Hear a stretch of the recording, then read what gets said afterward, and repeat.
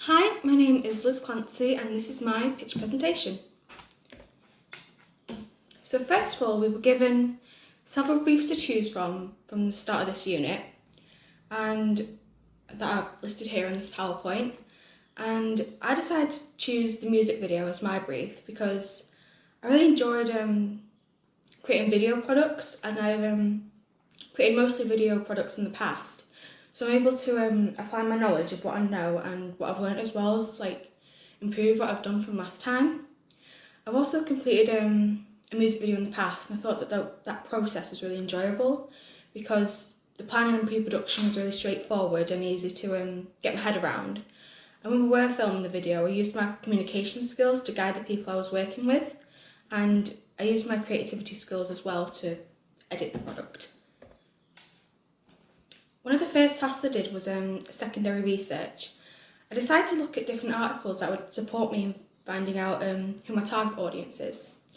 What I noticed was that there was a lot of articles debating whether music videos are still relevant or not. This was important from the start because I wanted my music video to be aimed at younger people, and how recently short form content and such as Vine and TikTok has made music videos lose popularity.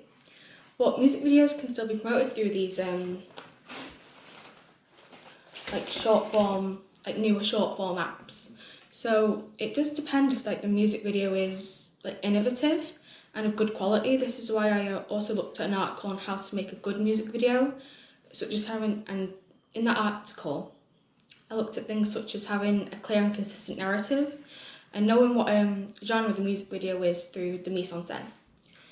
I looked at and researched codes and conventions for music videos, so I knew what people would expect from a music video, as well as analysing 3 of them.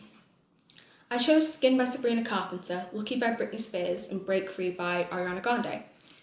I did this in order to go in depth with things such as the micro elements and what the target audience of the music video is aiming for, and what star image is being presented by these 2 factors and how they were, across all the music videos, they were really different in all 3 of them. Okay, and this is just some examples of my secondary research. And this is for my primary research, which I used Google Forms in order to create a survey to determine who my target audience was going to be for the music video. I also used my my analytical skills here when I talked about how all these questions were relevant, and analysed each one in depth so that I could fully know my target audience. For example, a smaller question such as "Do you drive?" would still be needed because of the age bracket, as driving does have an age limit, and Spotify is often used in cars, and Spotify is a music app that does display music videos. This survey also helped me with other factors such as age, gender and spending power, as well as the amount of music videos that a person watches per week. I would say that someone who watches 3 to 5 music videos a week is ideal, because the song that I'm using is an unconventional pop song, and the music video isn't anything that's too grand or too complex to achieve. So it is quite simple, but wouldn't be classed as one of the best music videos of all time. But it will still be engaging to someone who enjoys music videos. And on this slide here, I do have examples of the survey and how I analysed each result.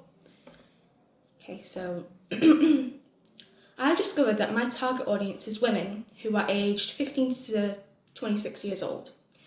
They would also be middle to working class in terms of socio-economic status. I would say that they would also enjoy makeup, fashion, skincare, because this is what the girls engage in throughout the music video. I would also say that they would be into films such as teen films like Clueless and comedy drama films like The Hangover. And they would also like pop music as their favourite genre, or at least are fond of pop music and they do enjoy it. Okay.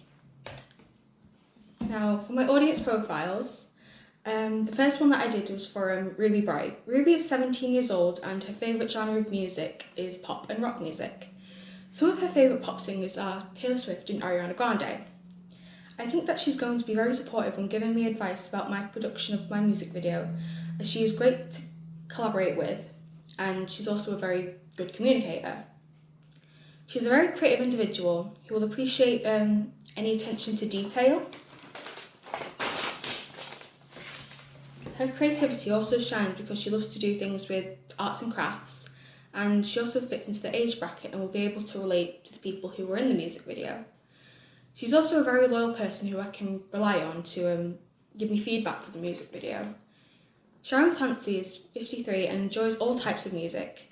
Sharon really enjoys musicals and prefers to watch light-hearted films, so she'll enjoy the music video as there are not many heavy themes in the music videos, and some of her favourite artists include Oasis and Whitney Houston as well. She has access to music videos through her phone and television, and she's a very loyal person who knows the value of friendship, which is one of the key themes of the music video. Sharon is also a very blunt and helpful person when it comes to constructive criticism, so this will be helpful when showing her my ideas and like my rough cuts and all that. Okay, so my music video will be to the song This Is What Makes Us Girls by Lana Del Rey. The whole concept will be about the artist missing her best friend who she met and hung out with all throughout the summer, who had to leave at the very end. It will start with the artist singing in her bedroom after finding a picture of them. Then the girls meet at a bus stop, and there is a scene where they do like a photo shoot at a playground, and they also have a pamper night and they go shopping, and as well as like baking cookies. They also have a film night before the friend leaves the artist at the bus station. Later at school after summer, the girl finds a picture of them and the best friend and decides to write a letter to the best friend, and the last line will be the title of the song. I feel that'd be really, really creative. Okay. I'm going to use a wide variety of camera shots and movement in order to make the music video dynamic, as well as this being like a typical convention for music videos. The two main characters are teenagers and are female too. The girls will also not do anything that really relies on them spending any money, except for the shopping scene, of course, and this also conveys that they're from a working class background, as if they were from an upper class background, they would live in like a massive house with a really luxurious living room, which they don't, and they would probably shop at like designer stores like Chanel or Dior, and instead they're going to more affordable shops that are in most town centres. The reason why I've said that the people who watch films are part of the target audience is because the two characters watch films together. There are a lot of like narrative techniques that are used in the video, such as plot twists and flashbacks. Okay. I would say that the ideal distributors for my music video are YouTube and Spotify. This is because people use them more often than other formats such as music television channels.